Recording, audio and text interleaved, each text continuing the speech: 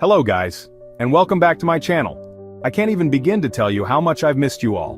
Your comments, questions, and interactions truly make this community what it is, and I appreciate every single one of you.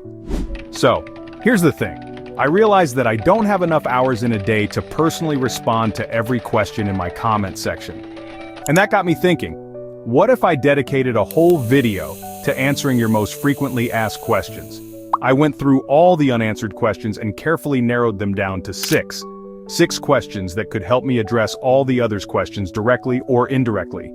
So even if you don't hear your exact question in this video, trust me, you'll still get the answers you need. But first, I have something for you. You guys know how much I hate the cold, right? Seriously, I'm the kind of person who wears socks to bed even in the summer. And that's why I've introduced my new Buy Me a Coffee feature. If you'd like to support this channel and keep me warm while I create more content for you, just click this link in my profile. One coffee is just $5, but hey, you can buy me as many as you want. Your support means the world to me and helps me continue making helpful and engaging content for you all. Alright, enough chatting. Let's get into these questions. Okay, so question 1 is, hey, it's over 10 days after my interview and still no email. Should I be worried? And question 2 is, been waiting for more than 3 days, yet no response for my FVC result. Is it normal? To be honest, these are great questions, and amongst the most common I get. Since they seemed related, I decided to just answer them together at once. I know waiting for a response after an interview can be nerve-wracking. The truth is, there isn't a set number of days when you should expect to hear back, even if the email you received mentioned a deadline. Most of the time, Athena does honor their timelines, but delays can happen due to internal processes. The volume of applications Athena receives each month is incredibly high, which can sometimes slow things down. That said, a delayed response doesn't necessarily mean bad news. You will eventually receive an update, whether it's an offer, a rejection, or additional steps in the process. If you're feeling anxious, the best approach is to follow up. Reply to the last email you received, keep it short and polite, and ask for an update. If you don't hear back after a few days, follow up again. Sometimes emails slip through the cracks, and a gentle reminder can help push things forward. One thing to keep in mind is that the hiring process at Athena is competitive and things can take time. I hope this helps, and best of luck. Question 3 is, hi, please, I have a problem. How to do a speed test? Great question, Catherine.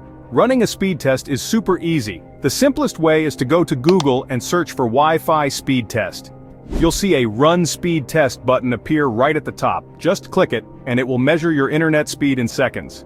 Besides Google's built-in test, there are many other websites like speedtest.net or fast.com that work just as well. Now, if you're asking about this for Athena, here's what you need to know. When Athena requests a Wi-Fi speed test screenshot, they will usually provide you with a specific link to run the test. This link directs you to a preferred speed test website where you can check your connection, take a screenshot, and submit it as required. I don't remember the exact site they use, but it's one of the common ones you'll find when searching Wi-Fi speed test on Google. And if for any reason your internet speed doesn't meet Athena's requirements, some applicants use an alternative method, asking a friend to run the test on their connection and send them the screenshot, or simply download a screenshot matching the requirements. Question 4 is, how do they conduct the background check? Is it through calls to the various company HRs or through writing? Athena conducts background checks through outsourced verification companies. In Kenya, for example, they use Peleza and Darubini for this process, and this is how a background check form from Darubini will look like. Once you submit the background check form, the verification process begins immediately. Representatives from these companies will reach out to the referees you provided to verify your details and work experience. They typically start with phone calls, and whether or not the referees pick up, they will still follow up in writing. Your referees will receive a verification form which they need to fill out, sign, stamp, and return, usually within a week. If the background check company is unable to reach your referees, they will try to find and contact the HR departments of the workplaces. There have been cases where people forge work experiences. If you plan to do the same, make sure that your referees are well prepared and aligned on what to say about you. Try to make it look professional by writing their official company emails rather than personal ones.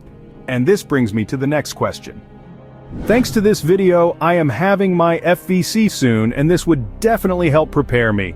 If ever I pass, how many referees does Athena require? That's great to hear. I hope your FVC went well and you watched my application process video before you went into it. Regarding referees, there isn't a specific number that Athena requires, but you must list at least one because leaving the references section blank isn't an option. Since Athena requires a minimum of 2 years of professional work experience, it's expected that you can provide at least one or more referees who can verify your employment history. A good rule of thumb is to list 2 to 3 referees. This keeps things balanced. Listing too many referees can sometimes work against you because if just one of them fails to verify your experience, it could cause issues with your application. On the other hand, listing too few might not provide enough verification. The last question is, can you please make a video on event planning and coordination? That's a great topic, and I'd love to make a video on event planning and coordination in the future. Event planning is a complex process that can take weeks or even months to execute properly. Whether it's a corporate gathering, a wedding, or a large conference, the key is to break down the planning into stages rather than trying to handle everything at once. One effective strategy is to create a planning template that structures your tasks in a step-by-step manner. For example, if you're organizing a wedding, you might start with venue selection since it determines subsequent factors.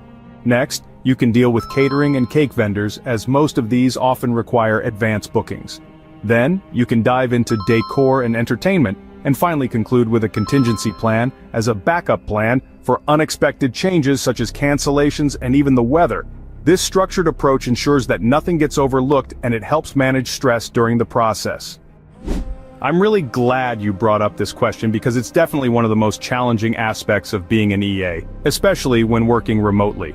It requires a lot of coordination, attention to detail, and problem solving. I truly appreciate questions like these because they help us brainstorm solutions together and improve our craft. This is exactly why I created this channel, to build a community where we support each other rather than gatekeeping valuable information, so don't hold back. If you have any questions, drop them in the comments section and let's get the conversation going. You never know who might have the perfect tip or advice for you. Thank you so much for watching. If you found this video helpful, don't forget to hit that subscribe button. It really motivates me to keep creating amazing, helpful content for all of you. Hell, you can even buy me a coffee to keep me warm. Being in this business comes with a lot of cold day. See you in the next one. Sticky out.